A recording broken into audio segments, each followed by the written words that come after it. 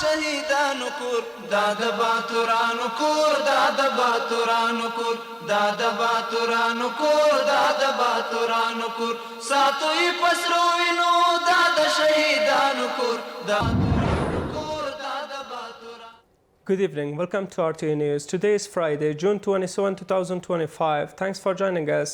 I'm Wahid Sultani. Based on official figures and documents from the Ministry of Refugees and Repatriation, more than 5 million Afghans have been deported voluntarily or forcibly by their host countries and returned to Afghanistan under the rule of the Islamic Emirate. We call on all institutions, including relevant United Nations institutions, to refrain from disseminating false and inaccurate information about Afghan refugees, as this practice is contrary to all principles.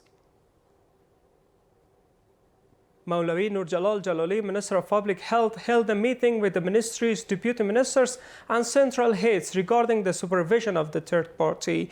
In this meeting, the Minister of Public Health directed a committee headed by Maulavi Abdul Wali Haqqani, Deputy Minister for Health Services Delivery, to develop a standard procedure for the supervision of the third party and to resolve the existing problems in this regard. Officials of the Ministry of Education say that new buildings have been constructed for 35 schools and 5 madrasas in different provinces of the country in the past 3 months. According to the ministry's spokesperson, the schools were built with the help of partner organizations, national businessmen, and the education budget at a cost of 1,042,253,000 Afghanis. Here is the report.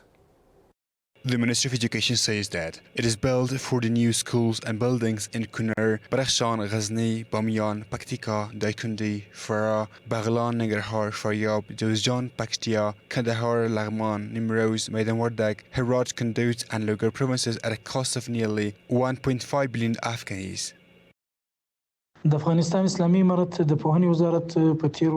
the past 3 months, the Ministry of Education of the Islamic Emirate of Afghanistan, with the support of partner organizations, national traders, people, and from its own budget, has spent 1,042,253,000 Afghanis to construct new buildings for 35 schools and 5 madrasa across 19 provinces. According to the ministry spokesman, the foundation stone of 20 schools and 6 other madrasas have also been laid.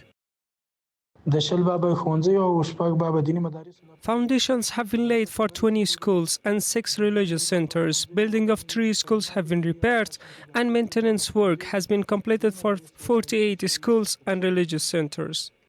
Earlier, the Ministry of Education said that during 2024, nearly 1,000 teaching and administrative buildings of schools were repaired and constructed. The director of the National Disaster Management Authority, Mullah Nuruddin Turabi, met with Consul General of the Russian Embassy in Kabul, Ruslan Osmanov, and the Consular Affairs Officer Alexander in his office.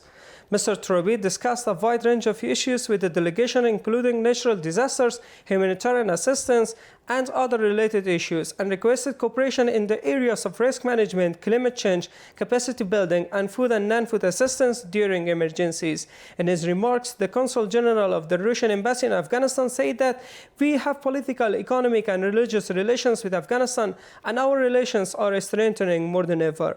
Mr. Osmanov added that there is an emergency situations agency in Russia, and we are trying to strengthen relations between you and that agency.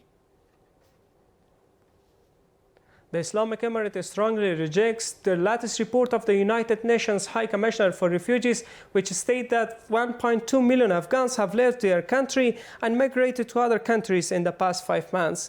With the victory of the Islamic Emirate, peace has prevailed in the country, and legal means of travel have been provided to Afghans who continue to travel for their personal and business purposes, and this process cannot be considered part of migration. The Food and Agriculture Organization of the United Nations, FAO, has warned that a severe heat season could begin in Afghanistan from the beginning of July, and temperatures likely to rise above 45 degrees. According to the organization, temperatures in the eastern, northern, and southern regions will rise by 10 degrees above normal, which is dangerous for humans, animals, and plants. Here is the report. Extreme heat forecast in Afghanistan this year.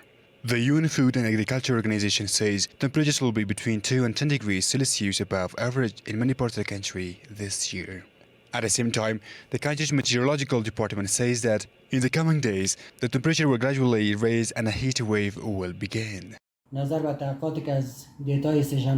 According to data collected from stations in the center and provinces, Afghanistan's hot season occurs in June, July and August. Meteorological department models and global weather models predict a likely rise in temperature and humidity during July and August.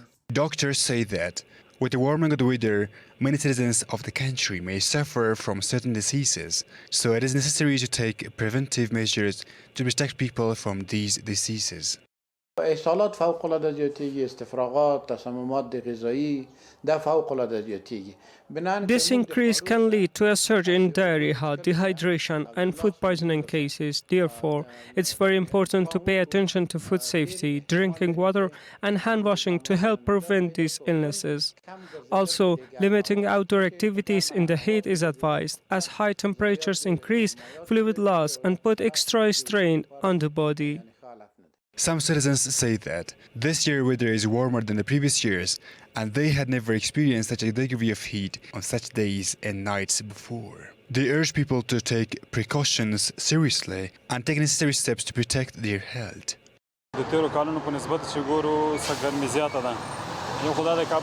Compared to previous years, the heat is more intense, and in Kabul, the congestion effect makes it even hotter. Extra care should be taken, especially for children, as heat affects them more severely. The weather in Kabul has become much hotter than before, so everyone should be careful to avoid illness. Because of the climate change, this year, the increasing heat waves in Afghanistan will not only have a negative impact on human health, but also on animals and crops. The Director General of the National Disaster Management Authority, Mullah Nuruddin Turabi, signed a memorandum of understanding worth $1,099,950 with the sponsor of the Afghan Women's Education Center (AWEC) organizations, Hezbollah Sakhi, in its office. The Director of the National Disaster Management Authority emphasized the continuation of assistance to those affected by natural disaster and said that these organizations should coordinate with the officials of the Disaster Management Authority of the relevant provinces and the distribution of assistance to the victims. He also spoke about the importance of transparency in the distribution of assistance. The sponsor of the organization presented information about the projects they are implementing and added that they will carry out this project within the framework of the laws of the Islamic Emirate and in accordance with the instructions of the leadership of this organization. The Ministry of Refugees and Repatriation says that 56 Afghans were released from Pakistani prisons and returned to the country yesterday. According to the ministry, these Afghans were arrested despite having legal residence documents and spent between 1 and 7 days in detention. According to the forecasts of the Meteorological Department of reputable international organizations, there is a possibility of flooding due to lightning, strong winds, and heavy rains in Paktia, Khost, Nangarhar, Kunar, and Nuristan provinces. Residents of these provinces are requested to avoid approaching river banks and take necessary measures and act on them in accordance with the instructions provided by the provincial disaster management committees. That was all for tonight. Thanks for being with us. Have a great night.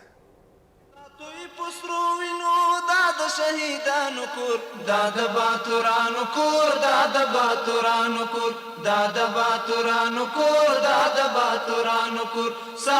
pasru inu da shahidanu kur da